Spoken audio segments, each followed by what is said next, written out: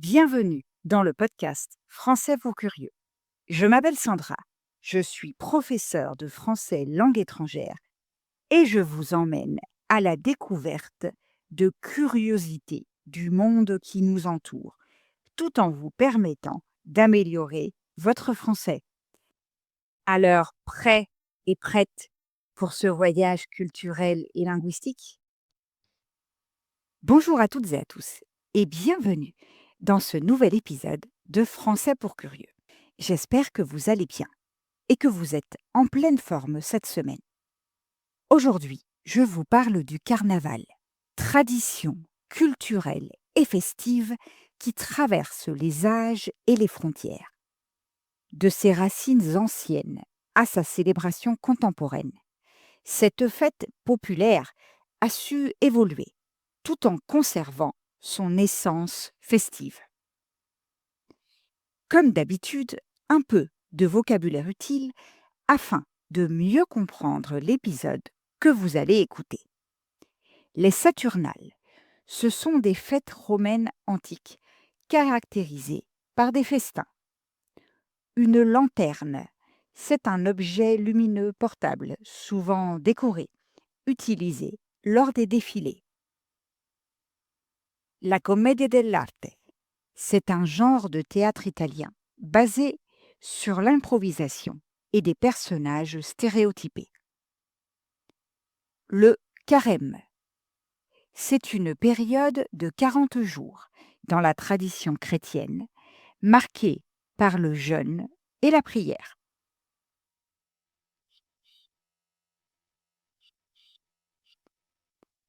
Entrons maintenant dans le vif du sujet.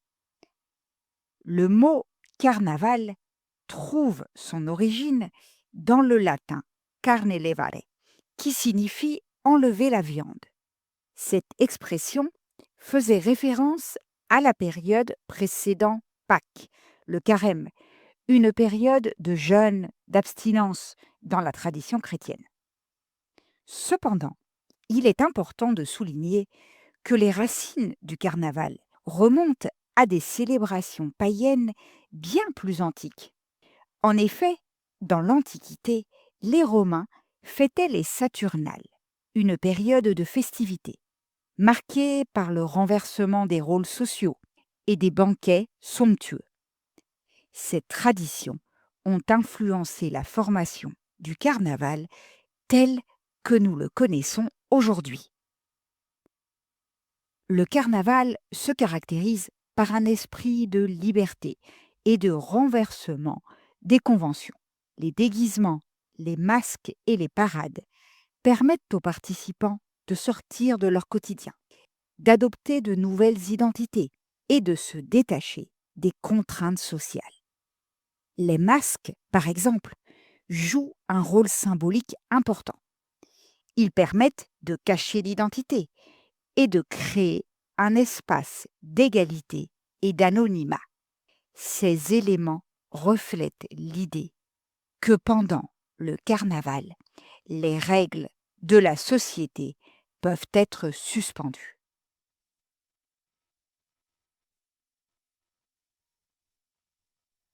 Mais aujourd'hui, quels sont les carnavals les plus célèbres au monde? Je commence, bien sûr, par le carnaval de Rio de Janeiro, au Brésil. Le carnaval de Rio est sans contexte l'un des événements les plus emblématiques au monde, attirant chaque année des millions de visiteurs venus des 4 coins du globe. Pendant plusieurs jours, la ville se transforme en une fête gigantesque où musique, danse et couleurs règnent en maître. Le point culminant, le point le plus important de cette célébration est le défilé des écoles de samba qui a lieu au Sambadrome Marquês de Sapucaí, une structure spécialement conçue pour accueillir cet événement spectaculaire. Ces écoles, représentant différents quartiers de la ville, rivalisent d'ingéniosité pour offrir des performances éblouissantes. Chaque défilé est le fruit de mois de préparation, mobilisant des milliers de participants pour créer des costumes somptueux, des chars gigantesques et des chorégraphies complexes. La samba, danse nationale du Brésil, est le cœur battant de ce carnaval. Ses rythmes envoûtants et ses mouvements vibrants incarnent l'essence même de l'énergie brésilienne. Le carnaval de Rio, bien plus qu'un événement festif, est un véritable hommage à la culture et à l'âme du Brésil, où joie de vivre, créativité et diversité s'entremêlent pour créer une expérience inoubliable.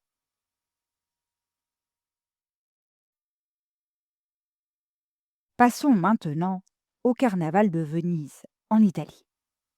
Le carnaval de Venise, avec son charme intemporel et son élégance incomparable, transforme les visiteurs dans une époque révolue, où mystère et raffinement sont omniprésents.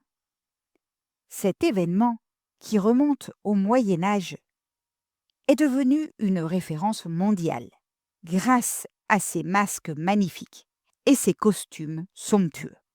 Les festivités se déroulent dans toute la ville, mais c'est sur la célèbre place Saint-Marc que la magie opère le plus intensément.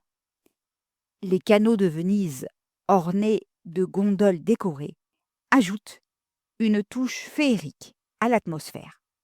Les participants, souvent vêtus de costumes d'inspiration baroque, s'adonnent à des bals masqués et à des défilés spectaculaires. Par ailleurs, les masques vénitiens, symbole incontournable de ce carnaval, sont souvent fabriqués à la main par des artisans locaux. Ils trouvent leurs origines dans la commedia dell'arte, une forme de théâtre populaire. Ces masques permettaient autrefois à leurs porteurs d'effacer les différences sociales et de profiter de la fête dans l'anonymat. Aujourd'hui, ils représentent l'élégance et l'artisanat italien, attirant des amateurs d'histoire et de culture du monde entier. Troisième et dernier carnaval dont je souhaite vous parler, le Mardi Gras à la Nouvelle-Orléans, aux États-Unis. À la Nouvelle-Orléans, le Mardi Gras est bien plus qu'une fête. C'est une véritable tradition, enracinée dans l'identité culturelle de la ville. L'événement, d'origine française, s'est enrichi au fil des siècles pour devenir l'une des célébrations les plus vibrantes et éclectiques des États-Unis. Les festivités commencent plusieurs semaines avant le jour même du Mardi Gras, avec des parades organisées par des associations locales. Ces défilés colorés présentent des chars ornés, des fanfares entraînantes et des participants vêtus de costumes extravagants. Les couleurs officielles du Mardi Gras, violet, vert et or, ont chacune une signification particulière. Le violet symbolise la justice, le vert symbolise la foi et l'or évoque le pouvoir. Une tradition unique de cet événement est le jet de colliers de perles, de pièces en plastique et de babioles colorées depuis les chars vers les spectateurs, une pratique qui ajoute à l'effervescence générale. En parallèle, des bals masqués et des réunions familiales permettent de perpétuer l'aspect communautaire de cette fête.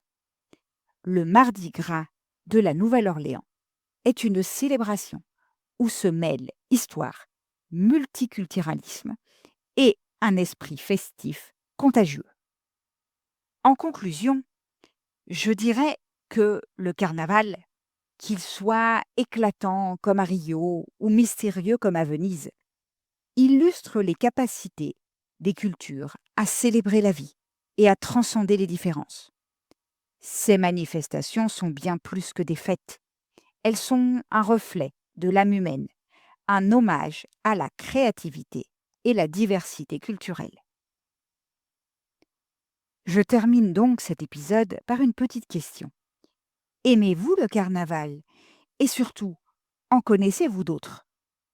Nous arrivons donc au terme de l'épisode d'aujourd'hui. Merci de l'avoir écouté. J'espère que vous avez aimé ce que vous avez entendu. Si c'est le cas, je vous invite à laisser un message sur votre plateforme d'écoute préférée et à partager l'épisode autour de vous. On se retrouve la semaine prochaine pour le 100e épisode de Français pour curieux.